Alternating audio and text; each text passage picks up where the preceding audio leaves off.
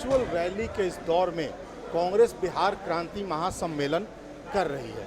Virtual और actual rally के बीच का फर्क होता क्या है, इसको भी समझेंगे और कांग्रेस किन बातों के साथ जनता के बीच है। मदन मोहन झा जी हमारे साथ हैं, बिहार प्रदेश कांग्रेस के अध्यक्ष हैं। स्वागत है आपका मदन मोहन जी। सर, एक बड़ा दिलचस्प सवाल है, वर्चुअल रैली, एक्चुअल रैली, आपको दोनों का अनुभव है, क्या फ़र्क महसूस कर रहे हैं? देखिए, वर्चुअल रैली अभी जो हम लोग कर रहे हैं, हर एक ज़िला में हम लोग कर रहे हैं। आप देख रहे हैं जो केंद्रीय स्तर के जो नेतागण हैं जी।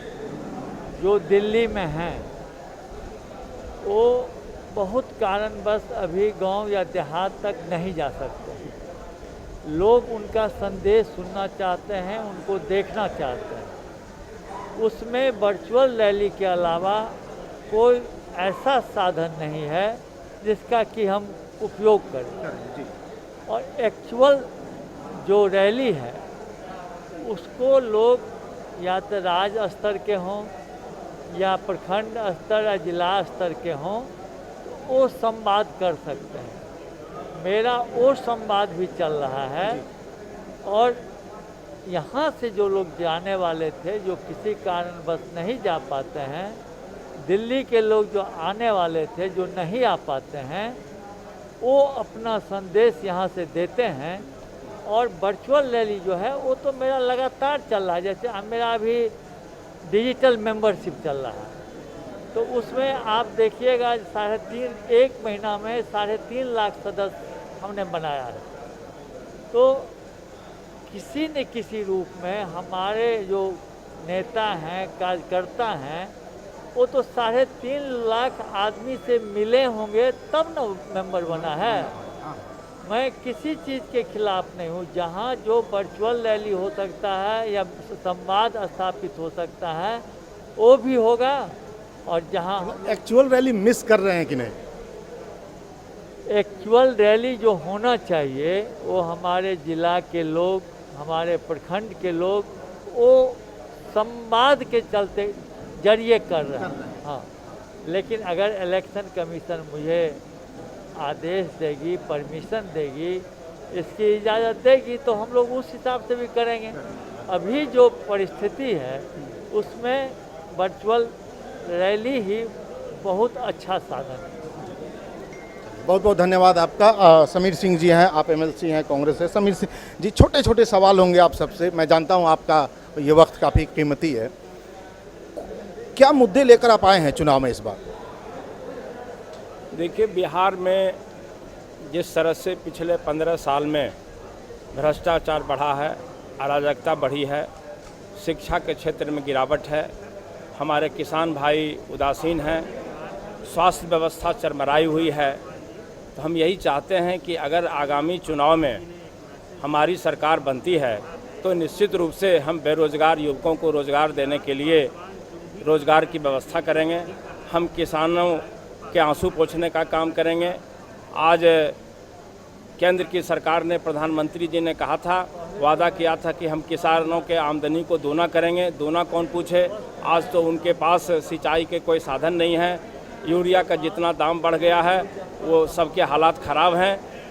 स्वास्थ्य के क्षेत्र में आज कोरोना काल में जिस तरह से बिहार के किसी भी औषधालय में समुचित स्वास्थ्य की व्यवस्था नहीं है, तो ये सब जो गिरावट आया है इसको ठीक से करना, और बिहार में जो लॉ एंड ऑर्डर की स्थिति खराब हो गई है, जिस तरह से महिलाओं के साथ, बच्चों के साथ बलात्कार हो रहे हैं, तो ऐसी परिस्थिति से बिहार को एक बार फिर से निजात दिला करके एक अमन चैन बिहार, एक विकास का बिहार बनाना हमारा लक्ष्य होगा। बहुत बहुत धन्यवाद। समीर सिंह जी हमारे साथ हैं। कार्यकारी अध्यक्ष कौकब कादरी जी हमारे साथ हैं। कौकब कादरी जी से महत्वपूर्ण सवाल होगा। सर, इकोनॉमी डूब चुकी है, कहा जा रहा है कोरोना का बड़ा असर है, लेकिन पिछले 3 सालों का जब मैं पढ़ रहा था तो मैंने ये देखा कि कोरोना काल में जितना डूबा उसके अनुपात में कम नहीं डूबा है पिछले 3 सालों में भी।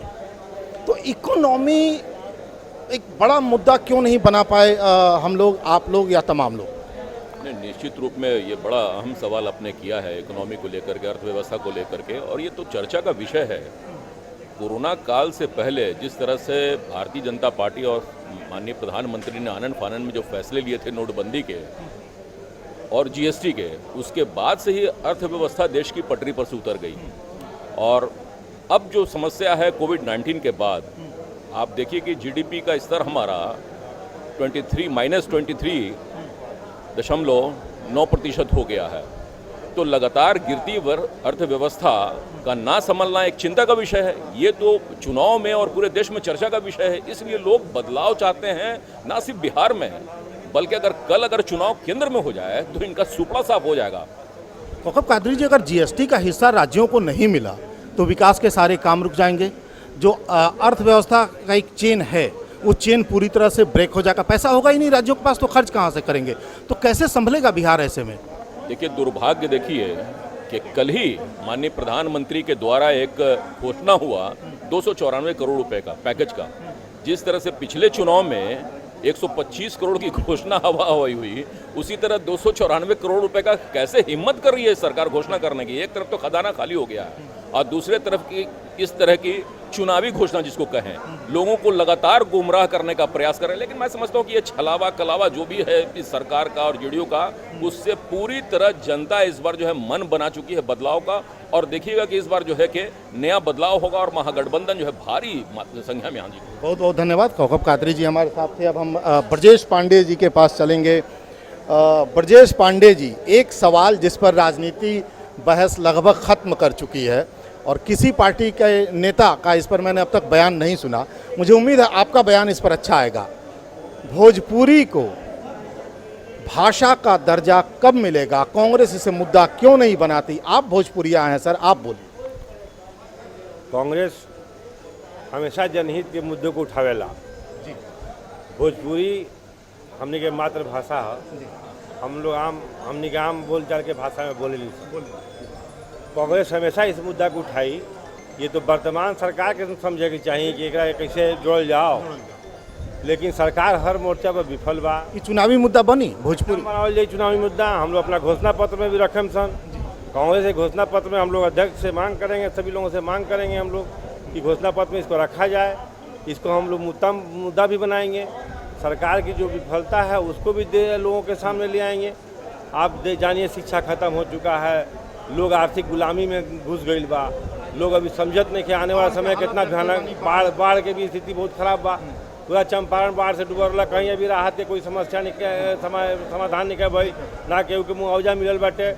जरा घर में लाखों करोड़ रुपया का अनाज बर्बाद भइल बा, अभी तक उसका मुआवजा नहीं मिला है। सारा लोग त्रस्त बाटे। इस सरकार, निकम्मी सरकार को हर हालत में हटावल जाई। जय हिंद, जय भारत। बहुत बहुत धन्यवाद। ब्रजेश पांडे जी हमारे साथ थे। और संजीव सिंह जी हैं, आप कांग्रेस आईटी सेल के प्रदेश अध्यक्ष हैं। सवाल आईटी से जुड़ा होगा। संजीव सिंह जी, स्वागत है आपका। बिहार जो है शुरू से ही इंफॉर्मेशन टेक्नोलॉजी के मामले में आगे रहा है, अव्वल रहा है।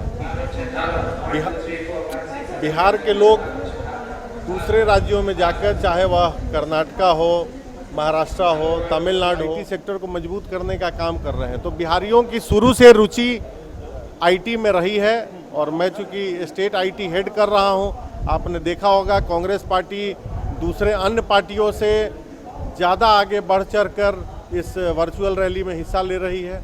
हमारी रीच बढ़ रही है। नीतीश कुमार जी ने अभी उस दिन अपना वर्चुअल रैली किया। उनके पूरे वर्चुअल रैली में 5-5.5 लाख लोग जुड़े थे, जबकि उनका पूरे प्रदेश का रैली था।